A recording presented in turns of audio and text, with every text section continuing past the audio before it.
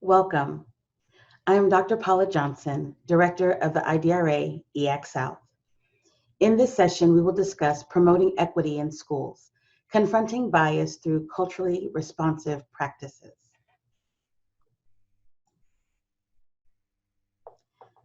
The IDRA EAC South is one of 4 federally funded equity assistance centers that provide technical assistance to districts around race, gender, national origin, and religion. We are granted under these funds from the Department of Education to work with school districts across, in our case, the U.S. South, which includes 11 states and the District of Columbia. Today's session on promoting equity through cultural responsiveness will discuss indicators for educational equity, identifying and confronting biases, the goals of culturally responsive educators, leadership, schools, and pedagogy. We will discuss centering our humanity and go through an exercise discussing problem solving with the 5 whys.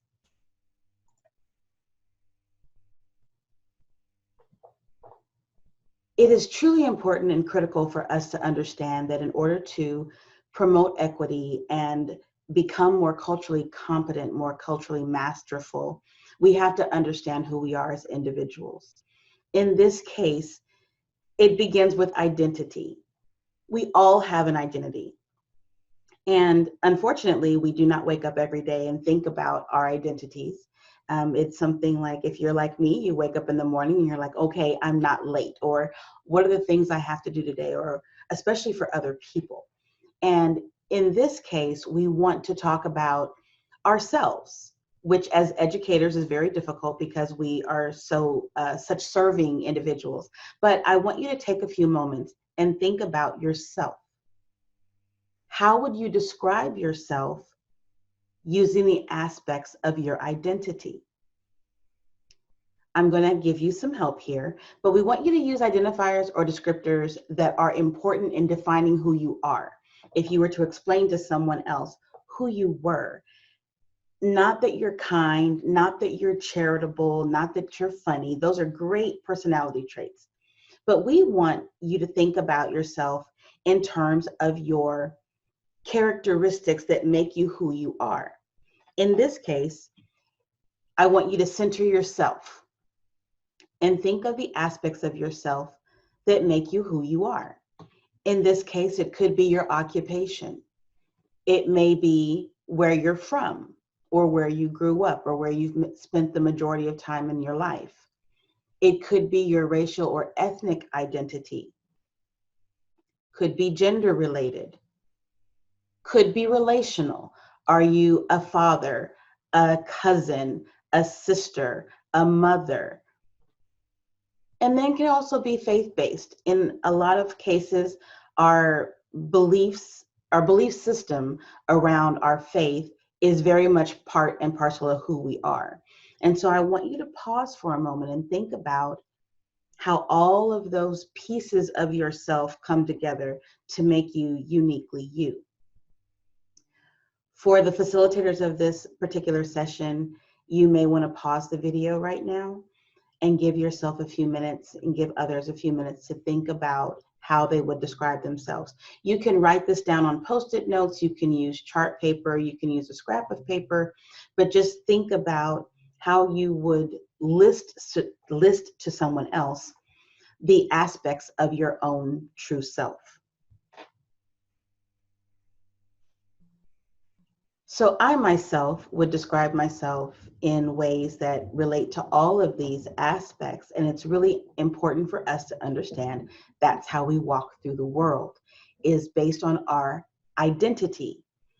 And so our experiences definitely feed into how we see ourselves and how we see each other in relation to our own experiences.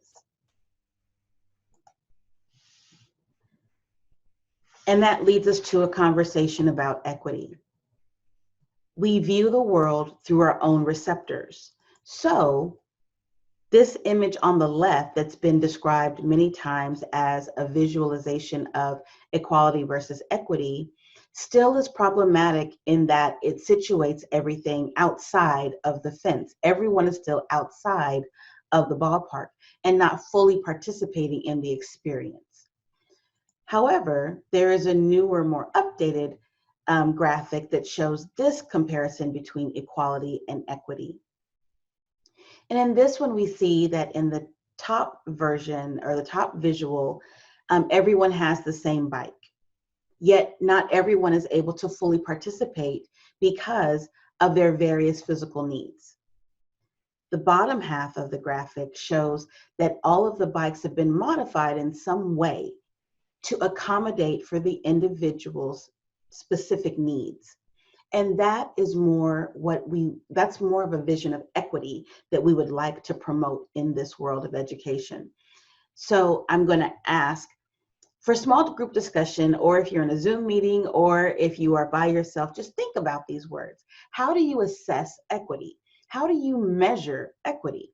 What are you looking for? What are the things that you hope to find in the school context, in a classroom, for a district, for an entire system of education? And what questions do you use to engage others in these discussions? Things that we find important, we measure. That is across the board. So when we talk about equity, it's something that has to be measurable. So we have to find a standard of what particular traits and characteristics, classrooms, schools, curriculum, leadership, educator practice, all of those things are part of instruction, and we want to make sure that we are building a more equitable environment for all of our students. And so these are some of those questions that will drive those conversations.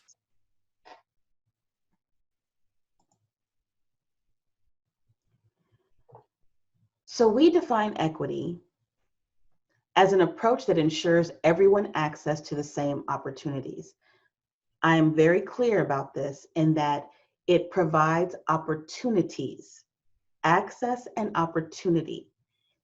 Not every student is going to take advantage of those particular opportunities. Not every parent and family, not even every teacher takes advantage of all the opportunities, say for professional development or new learning experiences. However, equity means everyone had the chance to make that decision for themselves. And that is the goal of equity. We recognize that there are advantages and barriers that exist. We have to start there. We have to understand and acknowledge that not every student, every parent, every family, every teacher, every district, not everyone is beginning in the same place. And so it is crucial that we understand that and acknowledge it as a truth. It is not to lay blame. It is simply to understand that it is a reality that not everyone is beginning in the same place. Also, understanding this creates a collective understanding that we have to address the disparities, these imbalances, these inequities, the injustices that permeate our school system and society. And lastly, to reiterate that equity is not the same as equality. In this time right now of a global pandemic, it is not equitable to simply provide a learning device for every student, because we know that not every family at home has access to internet at the same rate. So we have to take those things into consideration and provide accommodations where we can.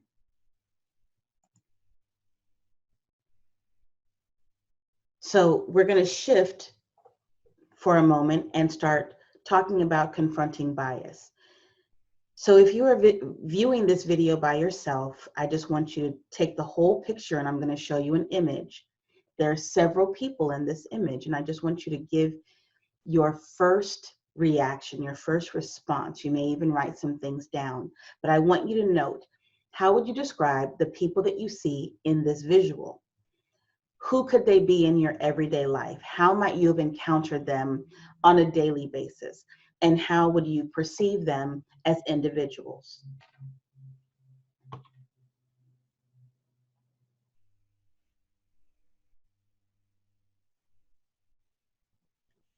Take a moment and think about, could I know these people? How would I interact with these people that I see? Who are these individuals? What do they do? Where are they from? What type of response do I have to them?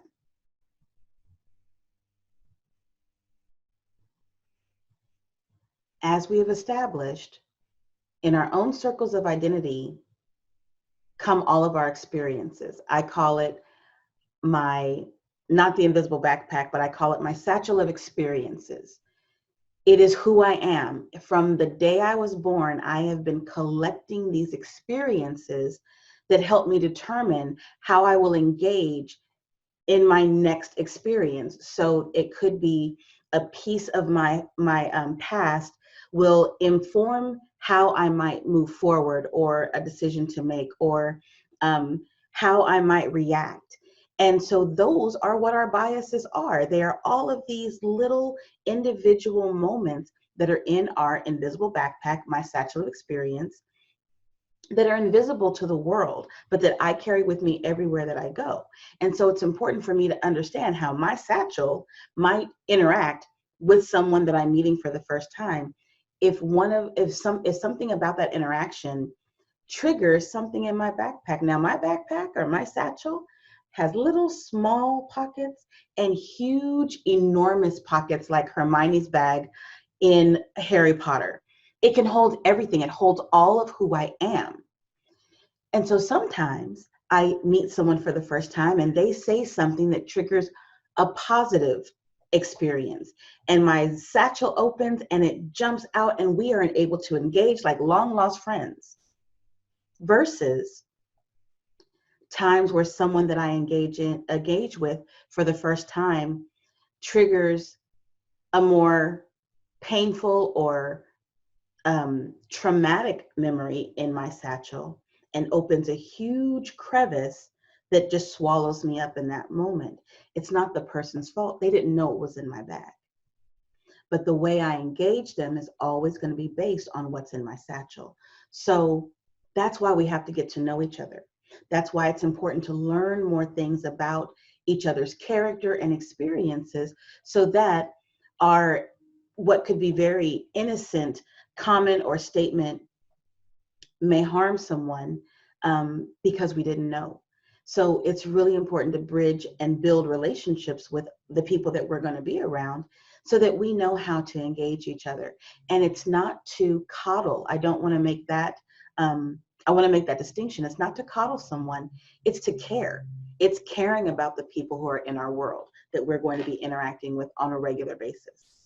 Our fellow teachers, our students, the parents that we have of our children, our students, our leadership. It's just really important to understand that all of the people in this screenshot could be someone that we know. Now, our visceral responses to them may be negative in nature, especially where we see any kind of hoodie. In society right now, a hoodie is deemed such a negative thing, but the young man at the top, in one case, he may seem a little more suspect. You know, he might be up to something, whereas on the end, that just might be Coach Johnson. Same hoodie, but it's the depiction. And we're going to talk about messaging in a little bit, but the same man, same expression, same man in the middle, same expression, same woman on the bottom, same expression. But the way we perceive them is based on our own notions of who they might be and have nothing to do with who they are. So it's important to remember that we experience life and that we respond to our environment through those experiences, not necessarily the people who share the space with us.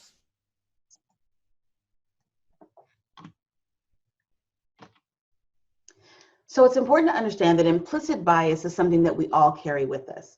And there are several isms that we talk about. In the graphic, you see that there are people who, like myself, I am a more voluptuous woman. And so weight and body type is something that people are either lauded or shamed for. Gender, sexuality, skin tone, religion, appearance, abilities, disabilities, our race, our level of education, our level of income, sexuality or gender identification, all of those key components that make us who we are as individuals can be shot down by others, or we're made to feel bad about ourselves because of other people's implicit bias, which defined is stereotypes that are deeply embedded that heavily influence our decision making without us even really understanding that we're doing it. And there are differences between biases, prejudice, implicit bias, explicit bias, and racism. And we're going to talk about that briefly in a moment. But it's important to understand that we all have biases. I always joke in our sessions that some people have a very strong bias towards either coffee or tea or Coke products and Pepsi products. If we can feel that strongly about a brand of cola, imagine how strongly you can feel about a person, because really implicit bias categorically is that the human being is naturally inclined to categorize, usually between friend or foe, threat or asset.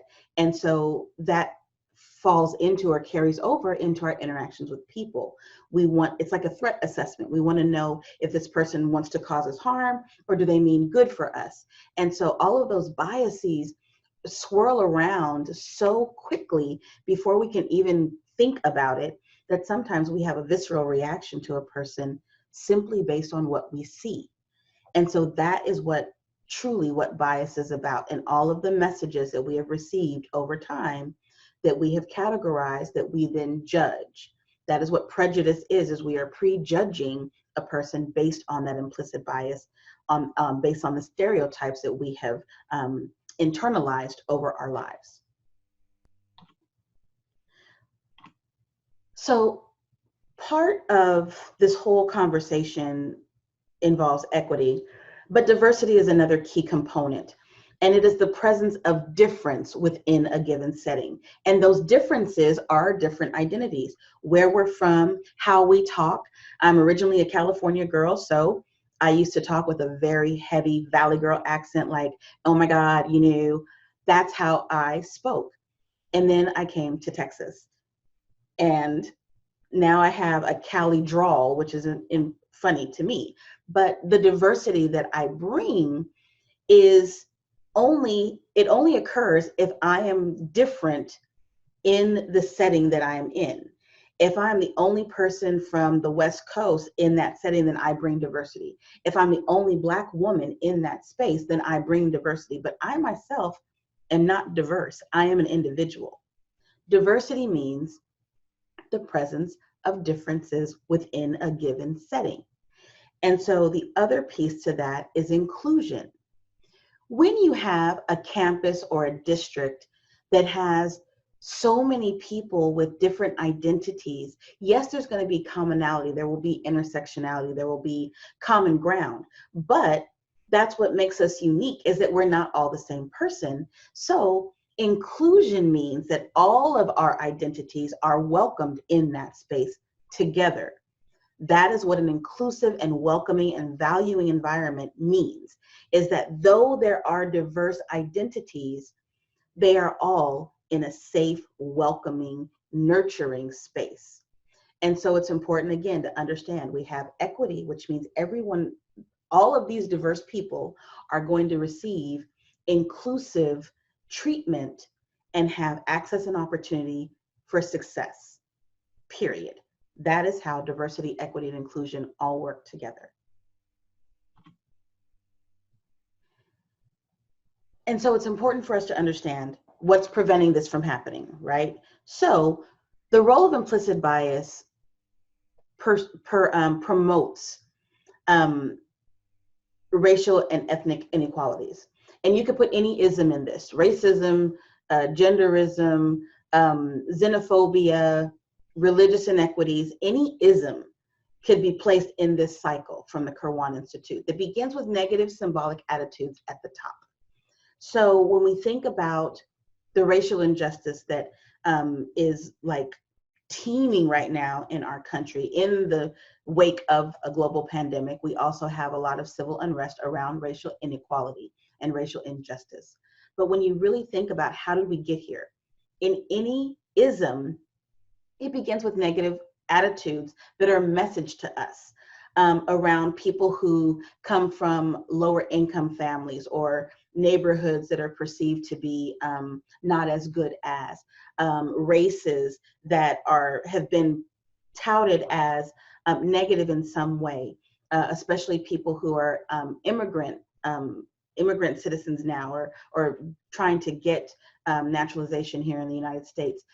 All of those isms, old people, people who are of a certain age, there's negative attitudes around that generalize who people might be if they come from a particular identity, if they possess a particular identity. So those negative symbolic attitudes leads towards implicit bias, because all of those messages begin to solidify in our brains. And so we develop this natural bias against that thing.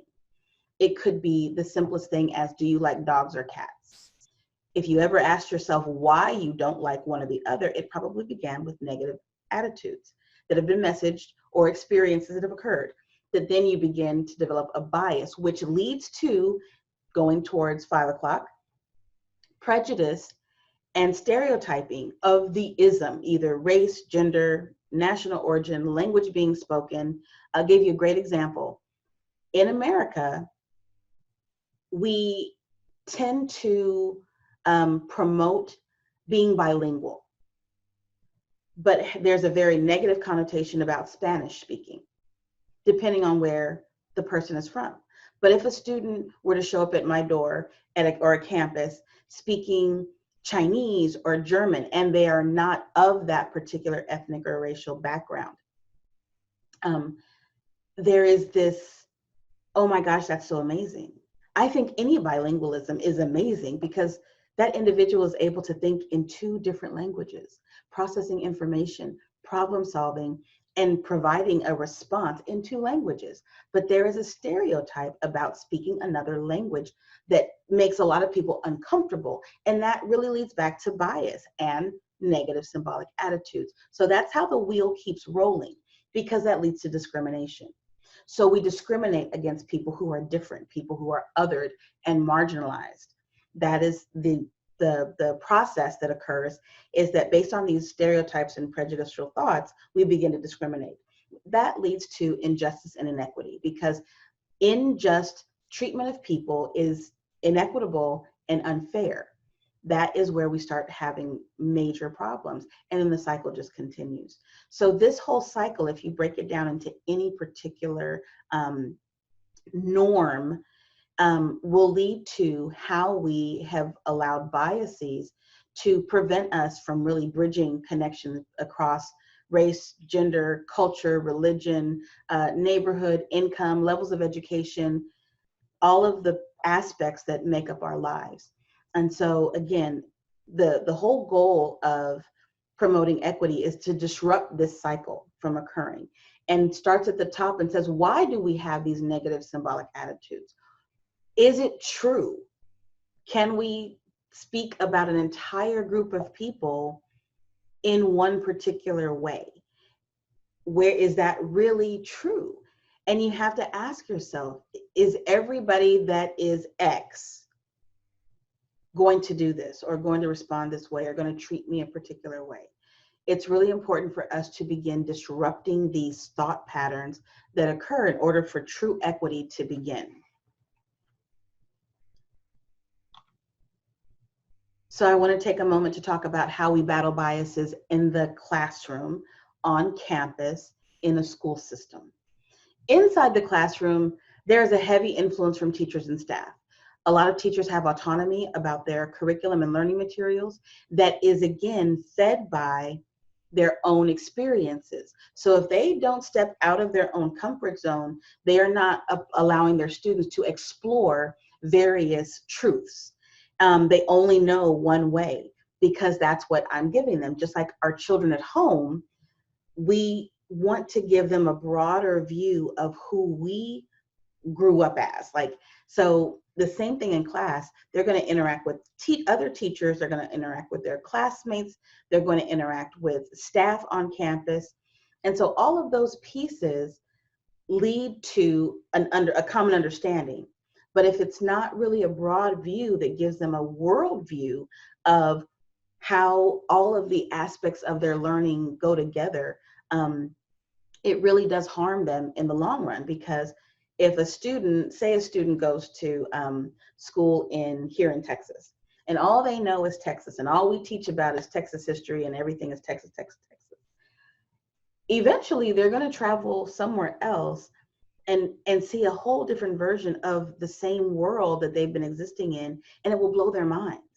And in some ways it can be harmful for them, because they don't always know how to incorporate that new information into their world. And so it's important that they understand what goes on outside of their own school, their own community, their own state, their own country. It's important for them to have more of a worldview, especially given our society now and how people don't necessarily stay where they grow up. And so it's important for them to know how other people are living in the world and what experiences they might have, so that they understand how to relate to other people.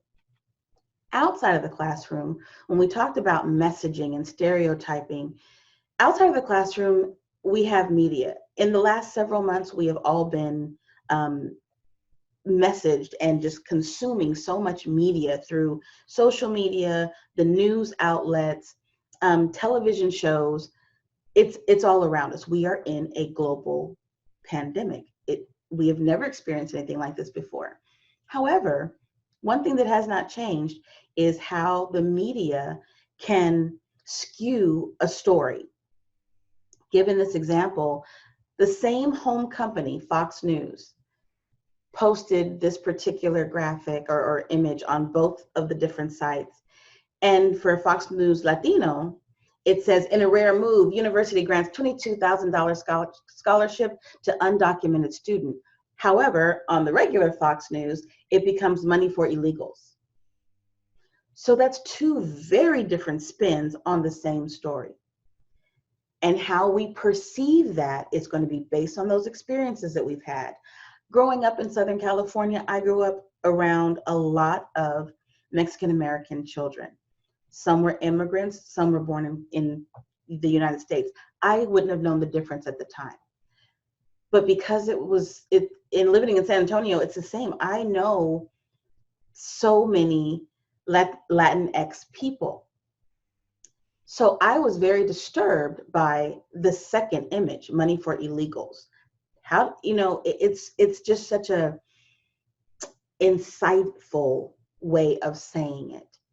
And especially the fact that it's from the same news company. In one case, it seems like it's trying to congratulate the university, and in another, it is to almost, be very negative. And so it's all about how we perceive information. And in this case, we just want to reiterate that outside of our classrooms, outside of the classrooms that we have some kind of, not even control, but we are responsible for, our students are going to see things like this on a regular basis from their family, in the community. It could even be at church. We are going to be fed negative messages from all across every aspect of our life. And so it's important that we understand as individuals how to incorporate the information into what we already know and make our own decisions. But we don't want to influence negative thoughts around people based on our own experiences. We have to let everyone have a fair shot, and not base anything that could be new on something that we've experienced that might have been negative in our own lives. And so I want to share this video with you. Pay attention to the conversation.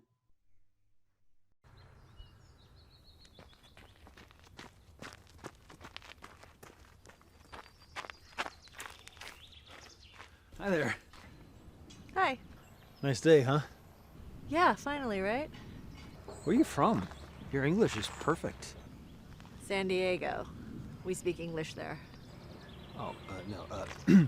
Where are you from? Well, I was born in Orange County, but I never actually lived there. I mean before that. Before I was born. Yeah, like, where are your people from? Well, my great-grandma was from Seoul. Korean. I knew it. I was like, she's either Japanese or Korean, but I was leaning more towards Korean. Amazing. Hamshasina. There's a really good teriyaki barbecue place near my apartment. So I actually really like kimchi. Cool. What about you? Where are you from? San Francisco. But where are you from? Oh, I'm just American. Really? You're Native American? No, just regular American. Oh, well, I guess my grandparents are from England. Oh, well. Hello, Governor! What's all this then? Top of the morning to you. Let's get a small tea. Double, toil and trouble. Mind the gap! Beware Jack the Ripper! Bloody hell! Pip pip! Cheerio! I think your people's fish and chips are amazing. You're weird. Really? I'm weird? Must be a Korean thing.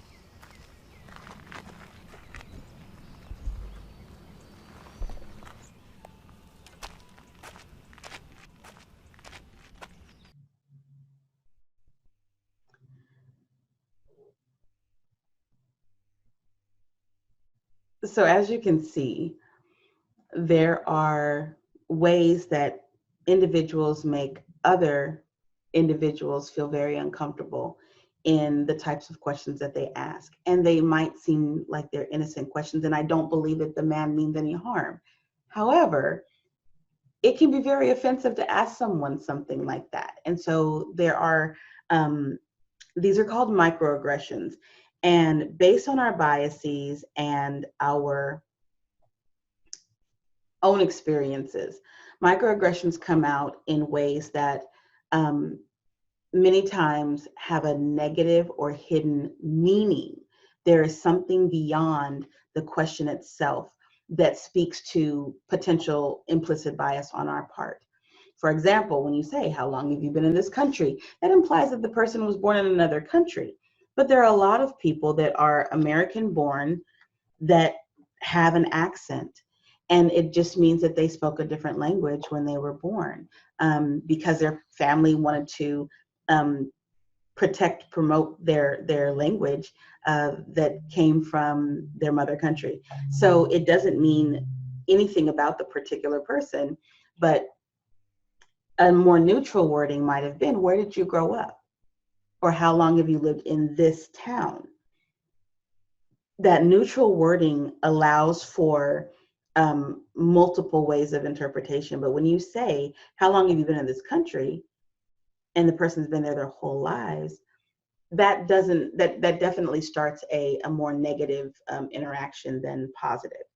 And so it's as equally important to take care of our words as it is to make sure our actions are not harmful to others. And so I'm sure that there are some other examples of microaggressions that you may have heard, or that you may have even said. There are times where we say something because of what, again, we perceive the world through our eyes and our experiences. So what we think might be happening is not actually the case. And when we actually open our mouths, insert foot, it's too late. So we just need to be very mindful about how we interact with people and the statements that we make, and really listen to what we say to other people. Because some things that might be considered a compliment can be harmful to others. Just an example, I've been told many times that I don't sound Black. I don't really know what that's, I know now as an adult what that's supposed to mean, but when I was younger, I never understood what that really meant. And so it can make you question yourself. Or when a young girl is told that, she doesn't act like a girl. Well, are you questioning her femininity, or are you questioning her sexuality or her gender identity? Which is really none of your business in any of the cases, but those are the kind of microaggressions that we hear, like when we tell a young man, oh, you throw like a girl.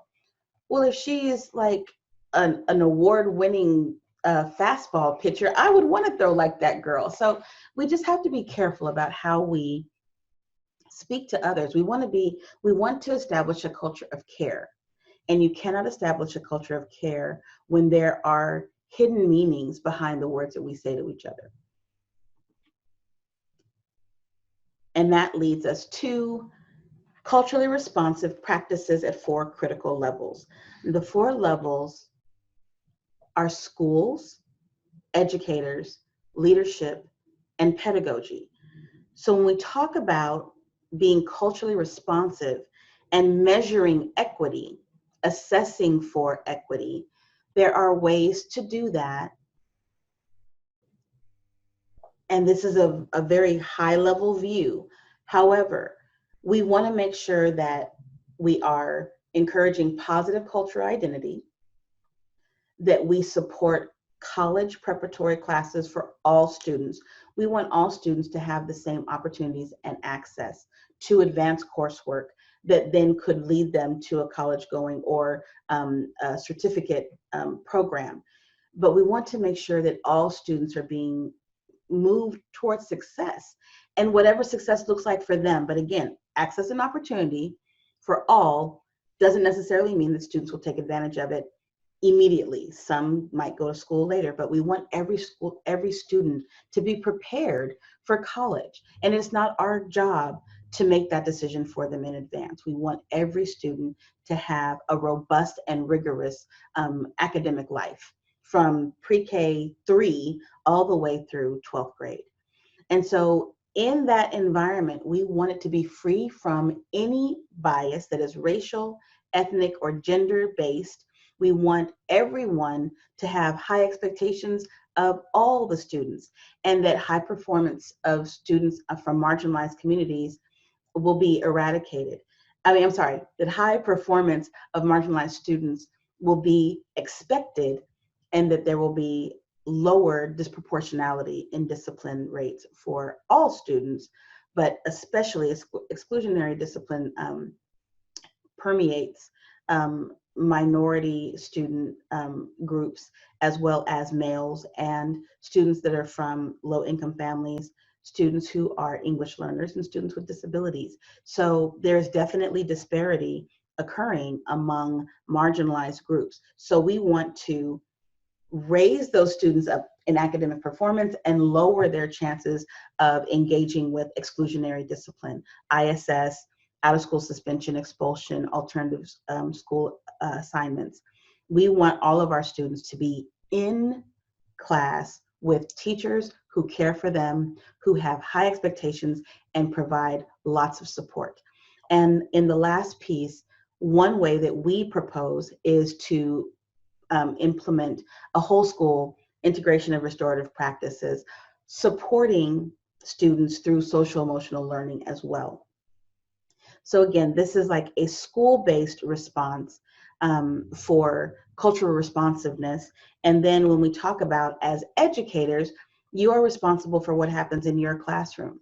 And so understanding and being aware of the cultural implementation curriculum, or continuum, but from the least effective practices to the most transformational practices. So I've been through Capturing Kids' Hearts. I think PBIS has a place.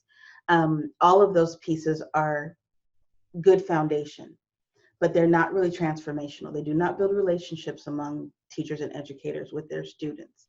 It's important for us to take on practices in our instruction and capacity that build across culture.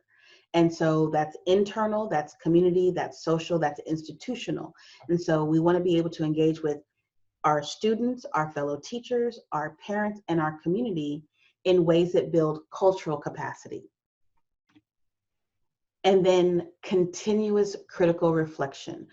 Critical race theory just keeps the fact that there are imbalances and power structures within the educational environment that can oppress children. It can put children in a marginalized capacity, which has occurred for generations. So in order for us to disrupt that process and that norm, we have to be able to look at micro inequalities. All of those pieces of data that we collect, we want to look at that information and identify where are the inequities occurring, and then how do we address them. The idea is to ensure safe, responsive, and inclusive learning environments and positive student outcomes for every single child. Culturally responsive pedagogy looks at classroom relationships, family collaboration, instructional practices of the educators, and curriculum practices. So it's really important for us to understand that students being centered in the classroom, we take their needs into consideration, especially right now, returning to school at a time of such uncertainty. There have been traumatic events, there has been fear and anxiety and depression. Learning must go on, but we have to care for the students first. That also means being in communication and engagement with families. Families as leaders, we want student voice, family voice, teacher voice to all inform how the administrative leadership of districts and campuses lead in this time. It is unprecedented, we know that, but nothing is normal about right now. Even me doing this presentation is not normal. So we want to make sure that our students, teachers, families, and leaders are all working together to bridge cultures. Our individual experiences at home could be very different, but as a collective, even if we're doing this remotely, we want to be sure that every individual in the education community is being cared for. And that leads to leadership. Culturally responsive leaders promote full implementation of culturally responsive practices across the board. Every single classroom, every teacher, every student will feel like they are in a welcomed environment. They will include high percentages of families of marginalized students in the educational decisions that are being made, and policies that go beyond traditional parent engagement in family nights or in open houses or in the PTA. When you look at policy and practice, it is important to understand we are the servants. We are serving our community. We are serving the students and families of our communities. And it's important for us to understand that what we think our parents, teachers, and students, yes, may want, we really can't know unless we include them in those decisions, in the decision-making process. And so that's a really key component here. And then we also want to create a culturally diverse environment. We want to increase the number of teachers coming from a very diverse background, or very diverse backgrounds, to build an inclusive environment for all teachers, students, and parents and families. There are some implications for policy and practice around discrimination and that would address bias, and I will just list them here. It's kind of a summary of things that we have mentioned already. I want to highlight addressing forms of bullying and harassment. Implicit biases lead to what we call bias incidents in school settings, and they can be based on any of the isms that we talked about. When a student doesn't necessarily fit in, they can be bullied or harassed, even harmed physically, based on the way they look. They may dress differently, they may wear their hair in a different way, and they can be harmed by their fellow students and sometimes even teachers because of the things that we say. So we want to be sure that we are keeping all of our students at the front of our mind, and are they being cared for? Another student group that I don't believe receives enough support are our English learner students. Academically, these students are traditionally no different than our other students. They just are not necessarily English speakers as far as their first language, but it doesn't change their knowledge level. They're just processing information in another language. And so again, we have to support all of our students and families that have been historically marginalized or underserved in order for us to close the opportunity gap for all students and provide more equitable and inclusive diverse student communities. And so again, if this is a moment that you can take to think about, chat about it, if you're remote and doing this together or just individually, think about the interconnectedness between diversity, equity, inclusion, and biases. And then ask yourself, where are you succeeding as an individual, as a campus, as a district, and what are the challenges? Where do you perceive there to be still concerns that need to be addressed across the board, related to diversity, equity, inclusion of all students, welcoming environments, positive student climates, support of all students, pedagogical, classroom practices, instructional practices. Is your district, is your class equitable for all? Are you providing opportunity and access for every single student? So take a moment to pause there and think about how these pieces, all these components work together, and then where are your successes and where are your challenges?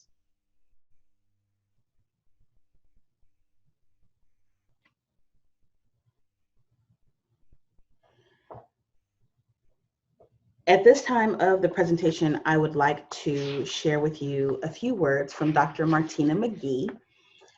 She is an assistant clinical professor of elementary education in the Department of Curriculum and Teaching at Auburn University. She is a friend of mine. She is a colleague. We pursued our doctorates together. And she has this way of talking about our individuality, our humanity in the wake of all that's going on around us right now as we return to school. And so I had her prepare a short video for you, and we're going to share that with you now. Hi, thank you, Paula. As mentioned, I am Dr. Martina McGee.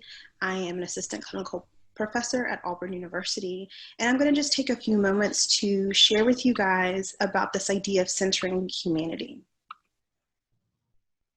So when we think about humanity in a time like this, it has to be the center of our conversation, the center of our decisions, as we remind ourselves and others that this is not something any of us have experienced. None of us have experienced a pandemic in the way that we're experiencing coronavirus. None of us have ever experienced this drastic shift in how we deliver and receive instruction.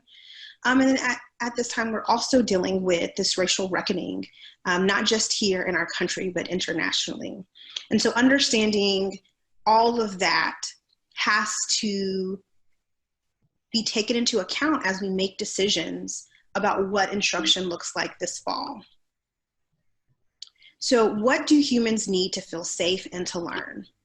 We know that children are not going to learn if they don't first feel safe, right? Whether they're having instruction delivered in a traditional classroom or if they're at home receiving remote instruction, right?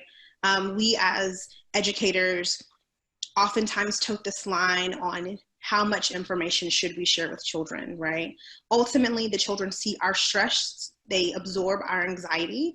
And so trying to be as transparent without causing any additional harm to them can definitely be very tricky, but this idea of safety is just not just a physical safety, it's an emotional and mental safety as well, right? And so not just saying, oh, I said that we're going to do this and this is why, but making sure that we're giving our children reasons why we're doing things to ensure that they are safe. And then what do students need, or what do our humans need to learn, right? So I think I've also been guilty of having all of these rules and parameters that we enforce and ultimately police our students. And at this point, we have to really think, are they necessary? Can students learn without those things? Are those required for students to learn, or are we just coming up with things to enforce that don't actually meet our ultimate goal, right?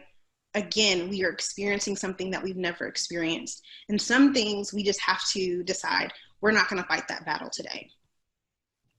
How are parents dealing with their shifted roles? So a lot of the parents that are supporting children remotely are now having to reach back in their old backpacks and think about what learning looked like for them. And ultimately, so much about learning and teaching has changed over the last 20, 30, 40 years. Even the last 5 to 10 years, so much has really changed.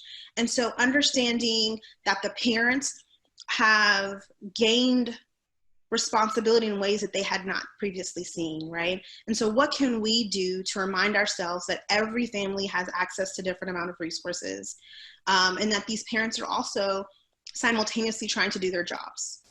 This is not going to be perfect because we are humans. We make mistakes. There are things that we don't know that we don't know, right? And so that has to be part of the conversation on how we shift our relationship with the parents, right? Whether it's with the child who's receiving instruction in class or receiving instruction remotely. And finally, how are you honoring your own humanity?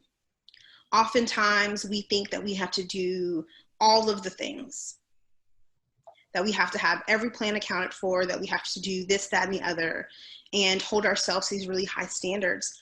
But ultimately, if you aren't caring for yourself, you aren't going to be able to care for the children that you're working with. Your body will give out on you. And so we have to make sure that you are taking breaks intentionally to rest your mind and your spirit and your energy so that you are able to focus and do the work that is necessary to support the children that we're working with, right? So if you haven't already taken up a hobby, as many have over the last few months, find something that helps not just give yourself a break intentionally, but something that replenishes your spirit. Because we know this job of educating this next generation of humans, of citizens, is a tasking one. It is very complicated and requires a lot of us. And so we have to make sure that we are taking account for the fact that we are experiencing the pandemic. Some of us have had some of our family members who've experienced tragedy. Some of us personally have experienced tragedy, and as we're also reckoning with the racial reckoning in our country, how we deal with that impacts how we're able to support our children in our classroom. So just some things I want you to think about while we're making this transition, making sure that you remember that sometimes you make mistakes and that's okay, and you have to forgive yourself and move forward because you are human. And the children we're working with and their parents and their families are also human, and we've never done this before. And so just honor your own humanity before you honor your children and your parents' humanity, because that's the only way we're going to be able to move forward. All right, y'all have a great school year.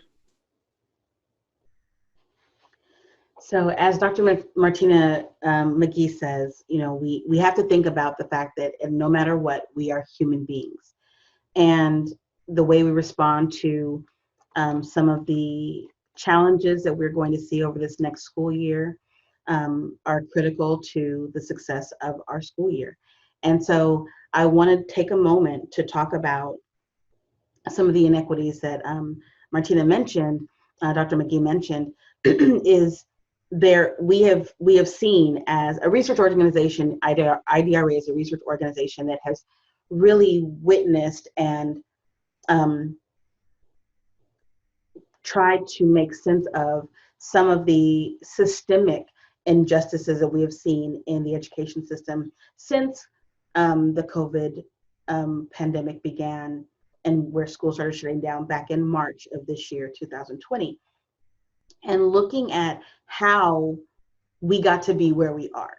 And so when we look at it from a large standpoint, this time, as we say, of racial injustice and social injustice in the wake of a pandemic, we have seen a lot of overt, readily observable injustices enacted on our communities. So you have people who, after all of these events that have occurred over the last 5 months or so, we have seen a lot of negativity, a lot of overt hate speech, just really ugly truths that come out of individuals. But we need to make sure that we question being in the middle, the ones that are more covert and symbolic that still lead to discriminatory thoughts or messaging and microaggressions or these implicit attitudes around other people in our communities, because they're more difficult to observe. And at the very bottom, you would see the systemic inequities, where there's institutional policies and practices that have been alive for the longest that lead to marginalization. Racial ideology, again, is like stereotypical, not even, well, prejudicial policies that can be written into codes of conduct and things of that nature, and also further segregating our students. Difficult to observe, but very much present nonetheless. And so this doesn't mean that it applies to your school district. It means that if you're going to assess for whether or not you are truly providing equitable environments for all students, that you would really look to see, how does your district operate on a daily basis along these structures? Are there things that you have witnessed or things that kind of have bothered you that you're kind of like, I wonder why we do that? Or is that fair? Is that equitable? Is that just? Does that discriminate against a particular student group in our service area that we are providing instruction to? So race, gender, income, language, and usually students that possibly have special needs, disabilities. It's really important that we understand how they intersect with each other in how we provide student support. It's very important for us to think about where these things may be showing up that at first glance you might not notice, but if you really take a deep look, that you will see that not all students are being treated equitably, and not everyone is being included in the conversation.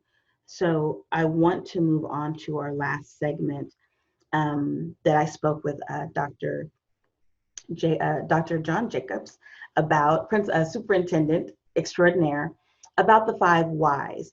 It's going to be really important for all of our teachers in the country and the world to be able to communicate effectively with an understanding of the students and families that they're serving. And so we talk about seek ye first to understand, finding opportunities for improvement, and the phenomenal power of why. There are going to be students who do not log in when you want them to log in. There are going to be students who do not submit responses in a timely manner. It is unfortunate that we're even in this situation, but it's important for us to remember that there are probably a lot of whys behind it, so that before we make any particular jumping to conclusions, that we seek first to understand why. So the 5 whys is a problem-solving technique that was actually developed by the president of Toyota many, many moons ago, that helps get to the root of a problem very quickly by asking why. What caused this problem? And you drill down to what the most basic part of a problem was, where it began, what was the cause, and then you can address it. So while you want clear and concise answers, you want to avoid answers that are too simple. You don't want to toss off any particular why questions. And so I'm going to take you through an activity that will demonstrate how to use the 5 whys for root cause analysis. So typically the first why should prompt another why, and then that will become another why, and eventually you get to 5 whys. But if you haven't at least gone through 5 whys, you probably haven't gotten to the most, the kernel of why a particular event is occurring. Now, this could be something that happened immediately prior to what you're thinking about, or it could be a concern or issue that needs to be addressed in the campus or district. So keep that in mind as we go through this. The example I'm going to be using is very quick as far as the whys. So even given the pandemic, think of this as if you were driving to your campus. Some of you are going to be on site. So let's say you were late to work. Well, why were you late to work? Oh, well, you were caught speeding. So you got caught speeding, hopefully just got a warning, but you got caught speeding. Well, why were you speeding? Oh, I woke up late.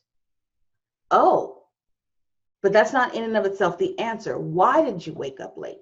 Oh, the alarm on my phone didn't work. Oh, so why didn't my phone alarm work?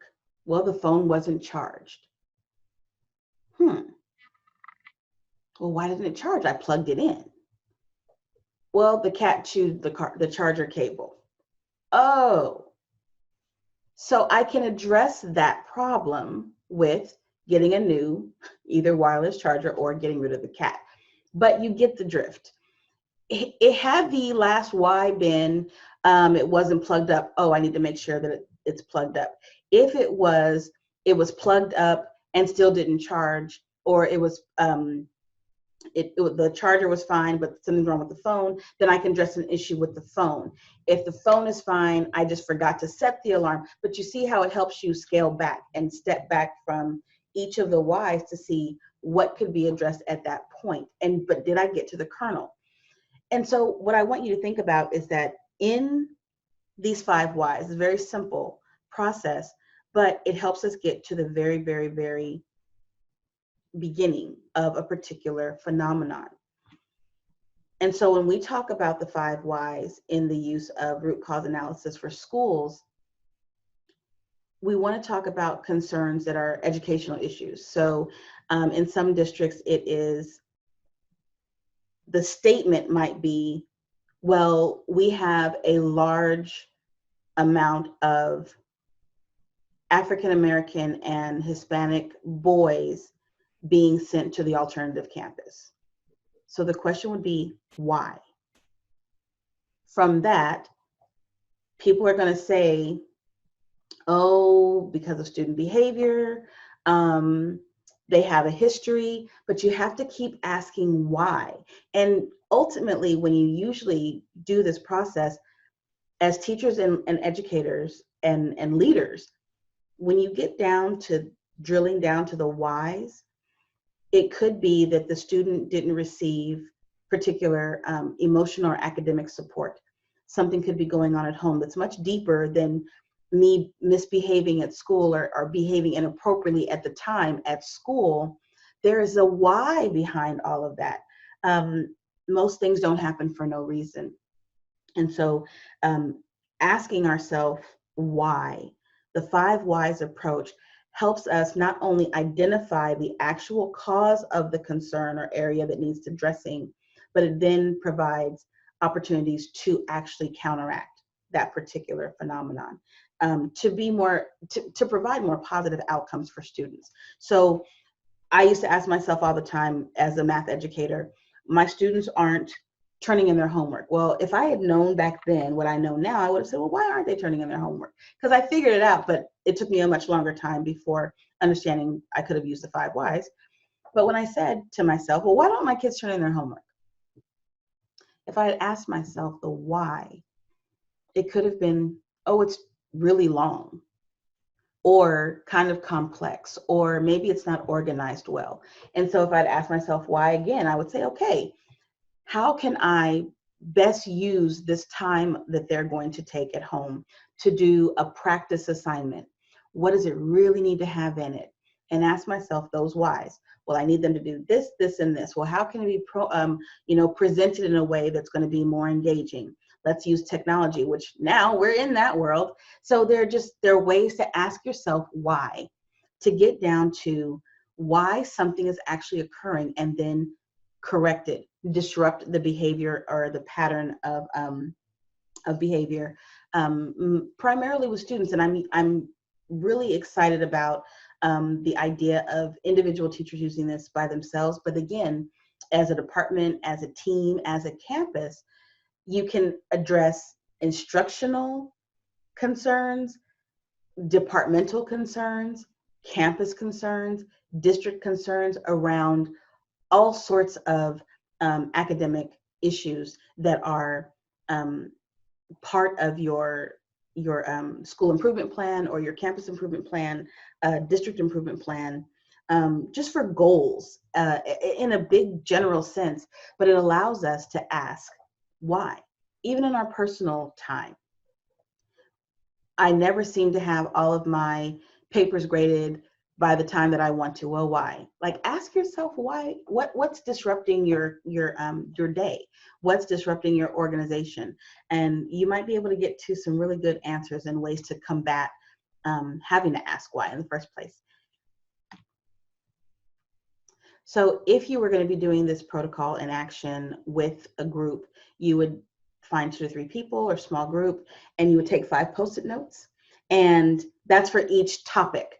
So at the top, you put a note card or another post-it note that has the concern or issue to be addressed, and then the 5 whys are the 5 post-its. And then at the very end of that, you would then look to see how you could address the kernel, the root cause of the entire area of concern. And then you use the 5 whys protocol to create goals and objectives from that pattern of whys. And individually, again, you can do this by yourself, but I would be really interested to see how it works for you, and what the concerns were, and then what the outcomes, and then measures to address those concerns are. So I'm going to begin my summary of this session. When we talk about scrubbing bias, I don't think it's possible to entirely eradicate our biases. I'm always going to prefer dogs to cats, but I can scrub some of the negative affinity I have towards felines. That's an example of how we work to scrub bias and become more inclusive and understanding of people from different backgrounds and cultures and experiences. But the first part is intention. We have to acknowledge that we do have unconscious bias, and then be motivated to change. We have to make a decision that we are going to be intentional about our thinking about other people, and move to make adjustments in our own lives. And pay attention. Second is attention, being aware when those biases are activated, when they are triggered, when I might say or think something that makes me go, oh, why did I just think that? And that's a strong and very honest conversation that we have to have with ourselves, of interrupting our own thinking patterns that we may have had for many, many years. If you're my age, you have felt these particular ways for your entire life. So it's important for us to understand that the last piece is that it takes time. It takes time to actively practice new strategies that will disrupt our thinking and negativity, possibly about other people. And it is not to say that bias is a 4-letter dirty word, because it's not. It is something that is intrinsic to all of our human nature. However, when it's harmful to others and how we provide treatment and engage with that person, it is something that we have to take ownership of, acknowledgement that it exists, and then measures to actually change our own behaviors. And ways of doing that are to talk about the differences that we have. In this graphic, I just have a few things: examining our own biases, exposing and addressing disparities when we see injustices and inequality or inequity. It's our job to expose it and then try to make gains in that area. Making connections across race and ethnicity. Critically, at the very bottom, critically evaluating media messages. What are our kids ingesting? What are they being messaged? What are they being fed about other people who may be in their community that are not exactly like them? We want to make sure that we referee what we are exposing our students to. And then also educate multiple audiences about bias. Everyone has bias. This is not a race. No one has a monopoly on bias. This is not about gender bias, racial bias, religious bias, income-based bias. This is simply, we all carry some kind of bias with us every day. So to promote equity in schools, there are some questions that your organization, your campus, your district, your department, your team can use to begin conversations about promoting equity. Again, I'm going to leave these questions here. You can snapshot this particular slide. You'll have the video that you can come back to, but really think about, if you were a new teacher, educator, student, parent to your district, your campus, knowing what you know about your campus, ask yourself, if you were someone who was bringing diversity to that environment, how do they experience your school and your classroom? What's standing in the way of them feeling welcome, if anything? Do we really recognize that our activities, our policies, our day-to-day instruction, are we harming anyone? How do you diversify student enrollment? In this case, we usually are talking about advanced academic programs or extracurricular activities. How do we also increase the enrollment, or not enrollment, but the hiring, retention of more diverse faculty and staff, administrators?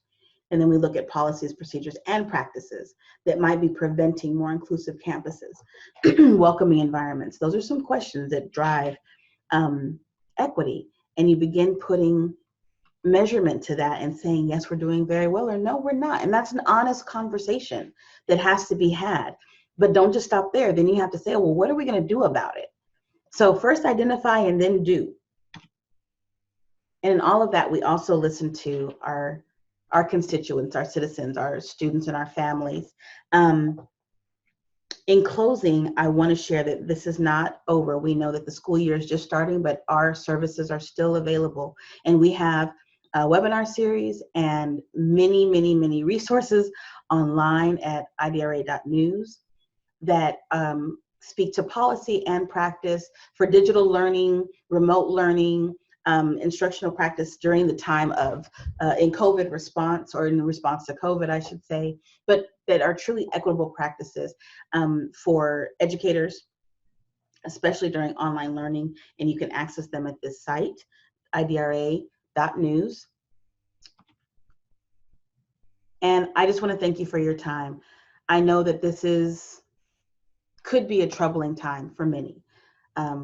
We have experienced loss, we have experienced isolation, but we are still here.